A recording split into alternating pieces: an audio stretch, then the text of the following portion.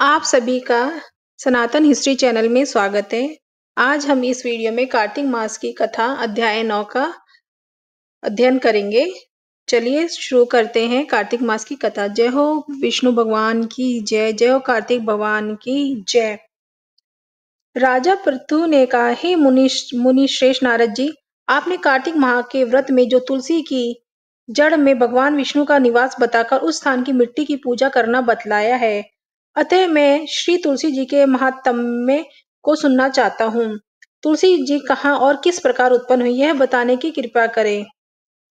नारद जी बोले, राजन, अब आप तुलसी जी की महत्ता और उनके जन्म का प्राचीन इतिहास ध्यानपूर्वक सुनिए।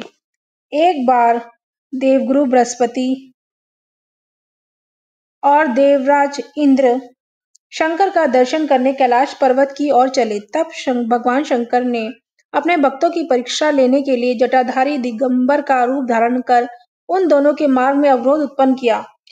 यद्यपि वह तेजस्वी, शांत, लंबी भुजा और चौड़ी छाती वाले गौर वर्ण अपने विशाल नेत्रों से युक्त तथा सिर पर जटा धारण किए वैसे ही बैठे थे, तथापि उन भगवान शंकर को न पहचान कर इंद्र ने उनका नाम व धाम आदि पूछते हुए कहा कि क्या भगवान शंकर आपके स्थान पर हैं या कहीं गए हुए हैं।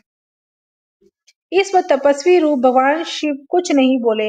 इंद्र को अपने त्रिलोकीनाथ होने का गर्व था। उसी अहंकार के प्रभाव से वह चुप किसी प्रकार रह सकता था।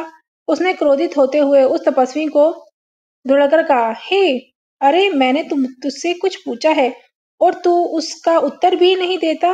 मैं अभी तुझे पर वज्र का प्रहार करता हूँ, फिर देखता हूँ कि कौन तुझ दुर्मति की रक्षा करता है। इस प्रकार कहकर जैसे ही इंद्र ने उस जटाधारी दिगंबर को मारने के लिए हाथ में वज्र लिया, वैसे ही भगवान शिव ने वज्र सहित इंद्र का हाथ स्तंभित कर दिया और विकराल नेत्र कर उसे देखा।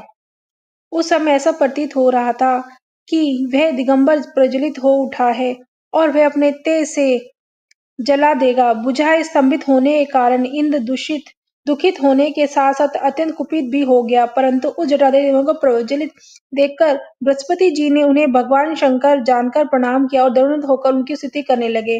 बृहस्पति भगवान शंकर से कहने लगे, हे दीनानाथ, हे महादेव, आप अपने क्रोध को शांत कर लीजिए और इंद्र की इस अपराध को क्षमा कीजिए। बृहस्पति की यह वचन सुनकर भगवान शंकर ने गंभीर वाणी में कहा, मैं अपने नेत्रों से निकले हुए क्रोध को किस प्रकार रोकूं।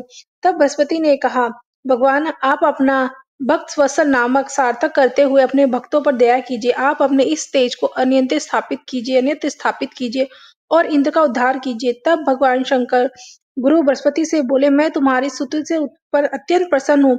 तुमने इंद्र को जीवन दान दिलाया है। मुझे विश्वास है कि मेरे नेत्रों की अग्नि अब इंद्र को पीड़ित नहीं करेगी। बृहस्पति से इस प्रकार कहकर भगवान विष्णु ने अपने मस्तक से निकाले हुए अग्निमय तेज को अपने हाथों में ले लिया और फिर उसे क्षीर सागर में डाल दिए। तत्पश्चात भगवान शंकर अंतर्धान हो गए।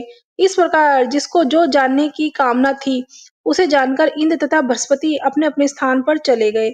जय हो कार्तिक मास की जय, कार्तिक भगवान की जय, विष्णु भगवान की जय, सभी देवताओं की जय।